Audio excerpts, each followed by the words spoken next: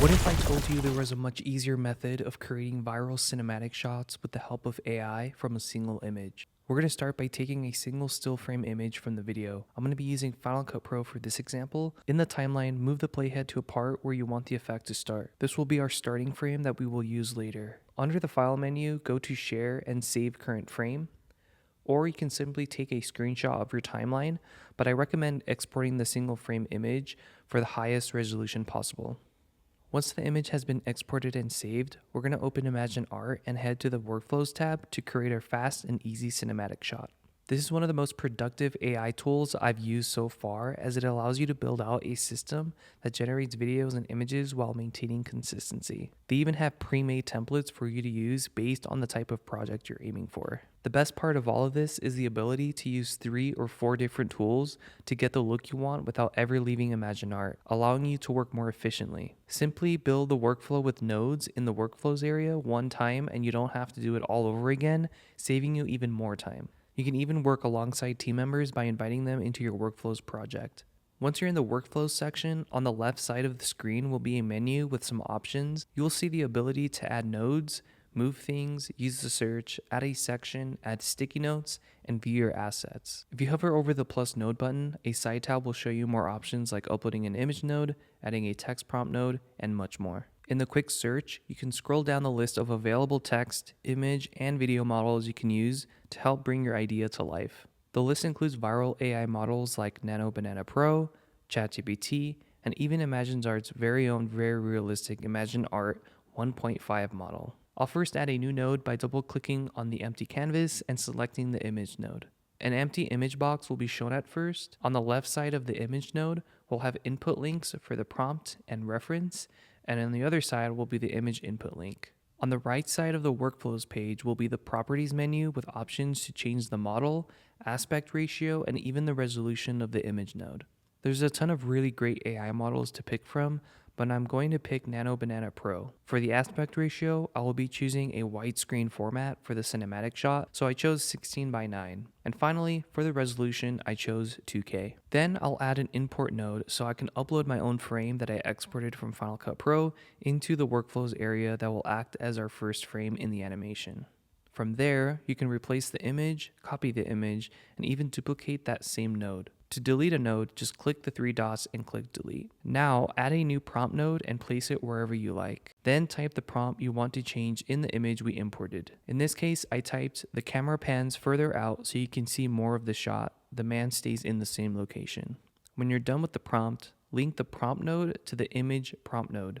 Then you link the reference image from the image box to the file input of the import node. Afterwards, select the image node and pick your favorite model to use. I'll be picking Nano Banana Pro for this example. I kept the aspect ratio to 16:9 and resolution to 2K. You can also run the selected node a set number of times if you wish.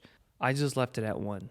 The last step in the sequence for this cinematic shot is to add a video node. Drag it over to the right and zoom out of the canvas if you need to view the entire workflow. Select the video node and select the video model you want to use for this one. There are tons of options to pick from depending on the look you want to achieve. I went with Kling 2.6 Pro because they have the first frame and last frame feature that I want. Select the duration of the video. I chose 5 seconds for this one. Now add another prompt node or a text node. The text node is powered by an AI copilot such as Gemini 3.0 Pro Preview, ChatGPT 5.1, or Gemini 2.5 Flash to help generate your prompts in seconds. You can ask things like write a detailed prompt or refine the prompt. Just type it into the box. From there, link the text prompt node to the video prompt node. Then link the start frame from the video node to the import node. And lastly, link the last frame to the image node input. Then just click run for the image node. Once it's finished generating the image, it will appear in the image node. In this example, my generated image didn't come out how I wanted, but I can easily fix it by changing the text in the prompt node to something like, "The ground beneath him is falling apart and the building is crashing down." Then you can click run again to regenerate the image. Here's the full-size image generated with Google Nano Banana Pro in 2K resolution. Now I want to create the first frame, last frame effect with the newly generated image. So I'll type in the text node, merge the first frame and the last frame into something cool. Here is what AI Copilot created. Create a captivating visual that seamlessly blends the initial and concluding moments of the narrative. The image should invoke a sense of journey and transformation, where elements from the beginning subtly evolve and integrate with those from the end. Consider using a dynamic composition that guides the viewer's eye through these transitions, perhaps with a central motive that shifts its form or context. The color palette should reflect the emotional arc, moving from an initial tone to a final renaissance one, creating a powerful and cool visual representation of a completed cycle. From there, you can click the Run button to generate the video. Here is what it created with the prompt we typed. If you're happy with the result, you can download the video by clicking the 3 dots and clicking download. However, I went back and changed the prompt a bit to create a slightly different look. So I typed this: the camera should pan out, revealing the aftermath of the wreckage. Then hit run again to generate the updated text prompt. Because the last frame in the video node is linked to the image node, we must change the prompt node that is also linked to the image node. So let's go back to the first prompt node and add this to the bottom of the text. The end shot should be a medium close drone shot from the sky revealing the wreckage. Then click run to regenerate the image again. This time, it came out much better than my original idea. I decided to delete the second text box node for a regular prompt node and change the text to say, merge the first and last frame into a cohesive look. Now you want to link the prompt node to the video node and hit run. Now here is the result I wanted. It looks 10 times better even with those small adjustments. The cool thing is you don't have to recreate the same look all over again thanks to the nodes. Otherwise, it would be a nightmare having to achieve the same look on another platform. To save the video, just click the download button to save it to your computer. Another awesome tool that you can use on the generated video is under the video utilities section, where you can choose to crop, resize, blur, and even change the levels of the video without leaving workflows. Simply add the levels node and link it to the video node. Then you can tweak the lighting such as the shadows, midtones, and highlights. You can even input numerical values if you wish. You can also download the video from the levels node as well. Here is the product showcase template in the workflow section in ImagineArt to help you brainstorm your next idea. It simply involves importing your own product, scene, and person you want to use for a product ad. This is perfect for marketing and UGC, or user-generated content, where time and talent can be difficult to acquire. Then you just build out your workflow once by adding text and image nodes and linking them together to maintain a high-quality, cohesive look all the time. ImagineArt not only has workflows,